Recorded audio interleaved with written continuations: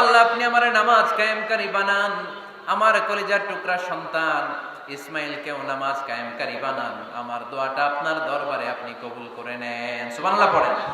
রব্বানা ইন্নী আসকানতু মিন যুররিয়্যাতি বিওয়াদিন গায়রি যী যার'ইন 'ইনদা বাইতিকাল মুহাররাম।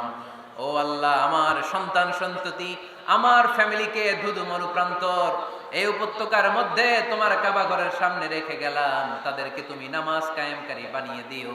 গোটা বিশ্বের সব মানুষের অন্তর আমার ফ্যামিলির দিকে আল্লাহ তুমি ঝুঁকিয়ে দিও। ওয়ারযুকহুম মিনাস সামারাত, ফলমূল দিয়ে আল্লাহ তুমি তাদেরকে রিজিকের ব্যবস্থা করে দিও। তার মানে সব নবীরা তাদের পরিবারের সদস্যদের জন্য দোয়া করতেন কি করতেন না? আবার কোরআন আমাদেরকে শিখালো